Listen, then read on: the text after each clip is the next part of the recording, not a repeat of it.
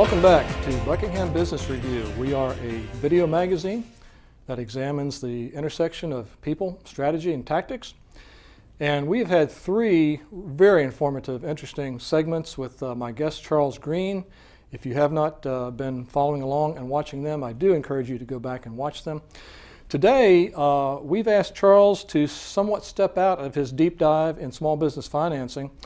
I have been watching Charles and am linked into him and in some other venues. Charles is very knowledgeable and has really established himself as an authority in global finance in addition to small business finance.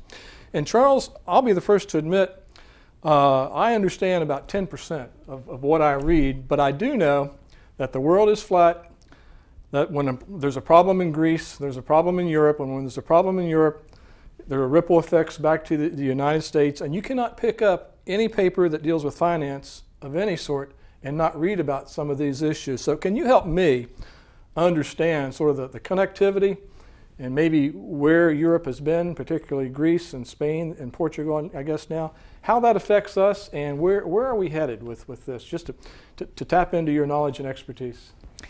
Well, Europe, over the history of the world, of course, has been made up of several different nation states that are diverse in terms of their culture, in terms of their outlook and participation, their economic success.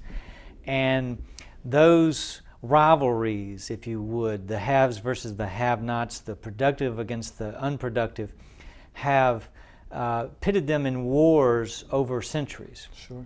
Most recently, World War I was sort of closed up and topped off without really resolving the underlying problems, and World War II boiled over not long afterwards.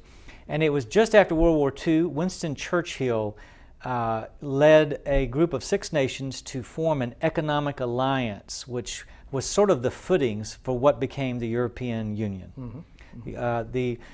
I may mispronounce this, but the Maastricht Treaty in 1991, I think, or 92, provided for a monetary union that would eventually lead to launching a common currency, which happened in 1998 with the euro.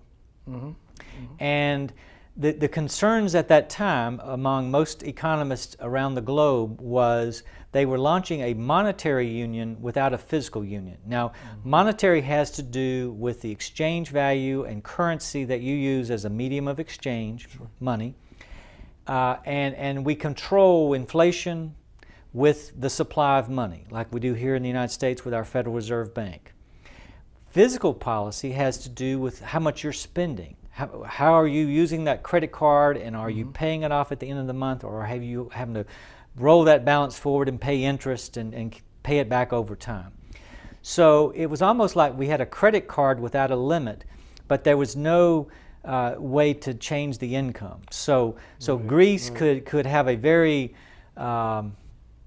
irresponsible budget and carry large deficits, but maybe Ireland was really minding its shop very well and doing fine.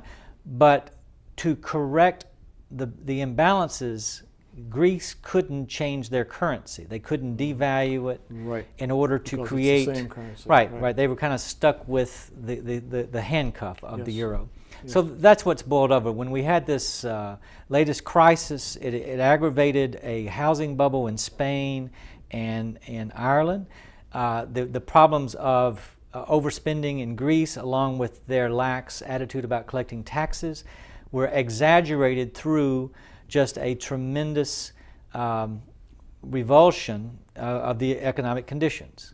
And the other states have come in with some Band-Aid fixes that have been very late in coming and not effective to kind of kick the can down the road. Mm-hmm. And that's where we wind up today.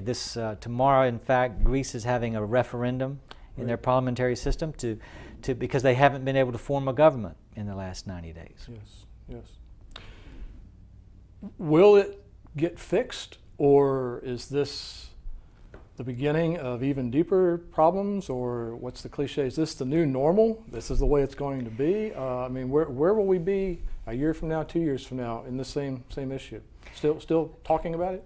Well, I'm not sure. The conundrum that seems to exist today is that what is politically possible isn't consequential, and what would change and make a difference is not politically feasible. And so with that, it's very difficult to be optimistic. The speculation is that the Greek opposition party will form a government and choose to leave the euro, or try to stay in the euro but just ignore and default on the terms they made to other member states, right, which will put them outside the confines of their own treaty. So it remains to be seen, and how that plays out in parallel with the United States election in the fall, where depending on how the control of the U.S. Senate goes, or how strong the majority stays in the House, and which way the White House goes, we may have 2 more years of political deadlock. We may have a drastic change of temperature and policies, or we may have more of the same. So again, it's hard to be optimistic, and how I coach my clients is to make plans for the worst and work hard for the best. Very good. I realize what a difficult position I put you in. That was a 5-month college course, but you compacted it to 5 minutes, so I appreciate that. Thank you very much. Very well. Last question, Charles, before we wrap up this segment. What is the best way for our audience to get in touch with you if they want to follow up on financing, small business financing, pick your brain on some of these more global issues? How can they reach you? My website at sbfi.org has the most information about me and contact information, as well as where I spend most of my time in developing information.